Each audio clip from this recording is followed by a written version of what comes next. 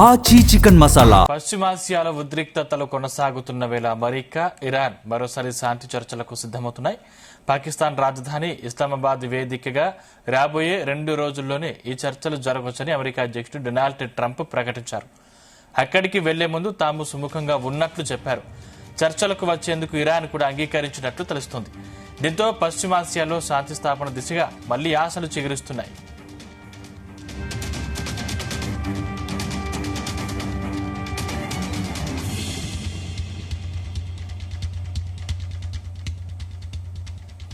Washington, Tehran మధ్య కాల్పుల విరమణ అంగీకారం గడువు ఈ నెల 21తో ముగియనుంది. ఆలోపే చర్చల ద్వారా శాశ్వత శాంతి ఒప్పందం కుదుర్చుకోవాలని ఇరుపక్షాలు కోరుకుంటున్నట్లు తెలుస్తుంది. ఈసారి సంప్రదింపుల్లో ఇరు దేశాల తరపున ఎవరెవరు పాల్గొంటారన్న దానిపై ఇంకా స్పష్టత రాలేదు. మరోవైపు ఇరాన్ దిగ్బంధనాన్ని అమెరికా కొనసాగిస్తుంది. ఆ దేశానికి నౌకల రాకపోకల్ని హార్మూజ్ సమీపంలో అడ్డుకుంటుంది. దీనిపై ఆగ్రహంతో ఉన్న ఇరాన్ అమెరికాపై చర్యలు తీసుకోవాలని ఐక్యరాజ్య సమితికి విజ్ఞప్తి చేసింది. అమెరికా చర్య తమ సార్వభౌమాధికారాన్ని, ప్రాదేశిక సమగ్రతను తీవ్రంగా ఉల్లంఘిస్తోందని పేర్కొంది.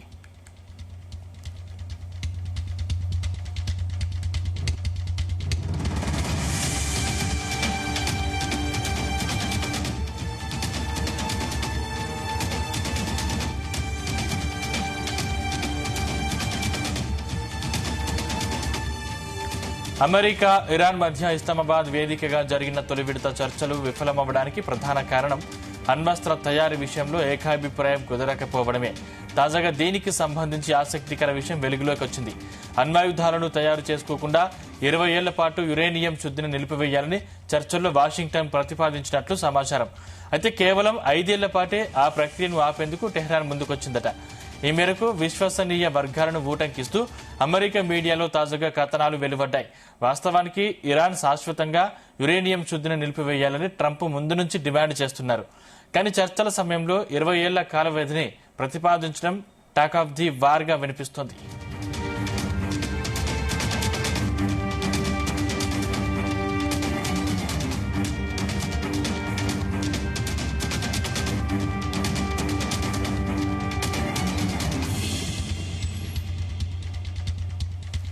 మరోవైపు ఇరాన్ దిగ్బంధనాన్ని అమెరికా సెంట్రల్ కమాండ్ కొనసాగిస్తుంది. తమ ఆదేశాలతో హార్ముజ్ లో 6 వాణిజ్య నౌకలు వెనక్కి వెళ్లాయని అది వెల్లడించింది. ఇరానేతర పోర్టులకు మాత్రమే రవాణాను అనుమతిస్తున్నట్లు స్పష్టం చేసింది. చైనాకు చెందిన చమురు, రసాయనిక ట్యాంకర్ రిస్టారీ యుఏఈ నుంచి వస్తూ నిన్న హార్ముజ్ ను విజయవంతంగా దాటింది. అమెరికా బలగాలు ఇరాన్ దిగ్బంధనాన్ని ప్రారంభించాక ఈ జలసంధిని దాటిన తొలి నౌక ఇదే కావడం విశేషం.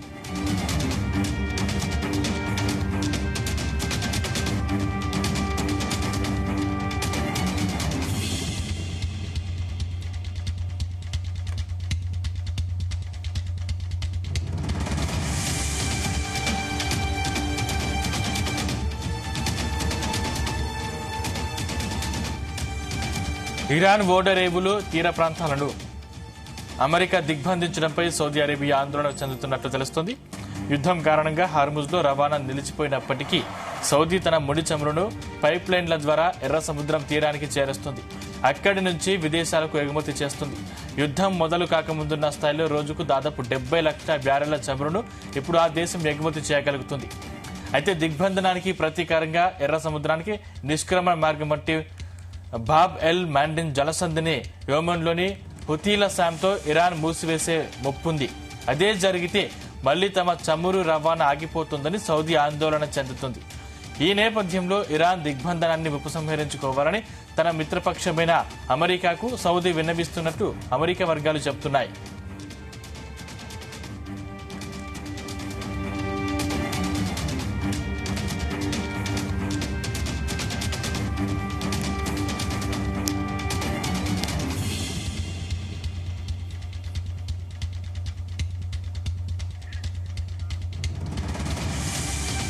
పశ్చిమాసియాలో యుద్దం ముగింపు కోసం అమెరికా, ఇరాన్ మధ్య మధ్యవర్తిత్వం నిర్వహించేందుకు రష్యా ముందుకొచ్చింది.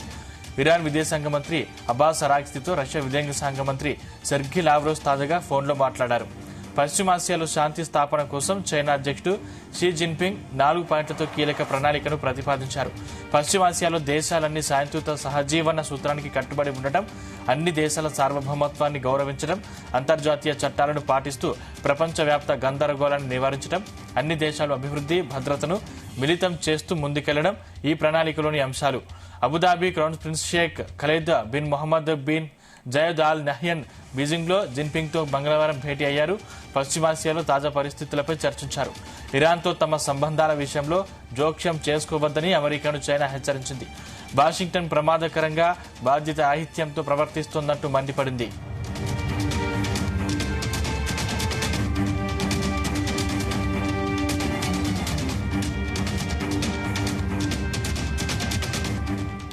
మరోవైపు లెబనాన్ ప్రభుత్వానికి ఇజ్రాయెల్కు మధ్య మంగళవారం ప్రత్యక్ష చర్చలు వాషింగ్టన్లో ప్రారంభమయ్యాయి. విదేశాంగ మంత్రి మార్కో రూబియో ఈ చర్చలకు చారిత్రాత్మకమైనవిగా అభివర్ణించారు. ఇరుపక్షాల మధ్య ప్రత్యక్ష సంప్రదింపులు జరగడం గత 4 దశాబ్దాల్లో ఇదే మొదటిసారి. ఈ చర్చల్లో మార్కో రూబియోతో పాటు అమెరికాలో ఇజ్రాయెల్ రాయబారి యోషియుల్ లైటర్, లెబనాన్ రాయబారి నదా హమాదేహ్ మహదల్ పాల్గొంటున్నారు. చర్చలను వ్యతిరేకిస్తున్న తమ సంస్థ ఆ ప్రక్రియలో పాల్గొనడం లేదని హెజ్బుల్లా ఉన్నత స్థాయి సభ్యుడు వహీక్ సఫా వెల్లడించారు. ఒకవేళ ఇజ్రాయెల్తో లెబనాన్ ఒప్పందం కుదుర్చుకున్నా దానికి తాము కట్టుబడి ఉండబోమని తెలిపింది.